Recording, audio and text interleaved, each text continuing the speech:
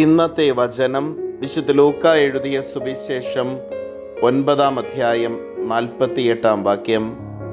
അവരോട് പറഞ്ഞു, എൻ്റെ നാമത്തിൽ ഈ ശിശുവിനെ സ്വീകരിക്കുന്ന ഏവനും എന്നെ സ്വീകരിക്കുന്നു. എന്നെ സ്വീകരിക്കുന്നവൻ എന്നെ അയച്ചവനെ സ്വീകരിക്കുന്നു. നിങ്ങളിൽ ഏറ്റവും ചെറിയവൻ ആരോ അവനാണ് നിങ്ങളിൽ ഏറ്റവും വലിയവൻ. കാരുണ്യവാനും സ്നേഹനിധിയുമായ നല്ല ദൈവമേ, അങ്ങേ തിരുസന്നിധിയിൽ ഞങ്ങളുടെ എല്ലാ പ്രാർത്ഥനകളെയും ചേർത്ത് വയ്ക്കുന്നു. ഈശോനാഥ, നിർമ്മലമായ ഒരു ഹൃദയത്തോടു കൂടെ ജീവിക്കുവാനും എളിമയുടെ ഒരു ജീവിത ശൈലിയെ സ്വന്തമാക്കുവാനും ഞങ്ങളെ അനുഗ്രഹിക്കണമേ. അമ്മേ മാതാവേ, ഞങ്ങൾക്ക് വേണ്ടി മാധ്യസ്ഥം യാചിക്കണമേ.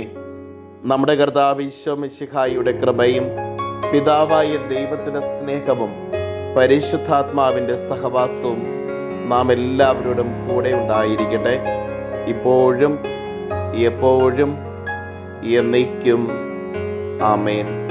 ഇന്നത്തെ നിയോഗം എല്ലാ യുവജനങ്ങളെയും, എല്ലാ ജോലിയില്ലാതെ വിഷമിക്കുന്ന മക്കളെയും സമർപ്പിച്ചുകൊണ്ട് പ്രത്യേകം പ്രാർത്ഥിക്കാം.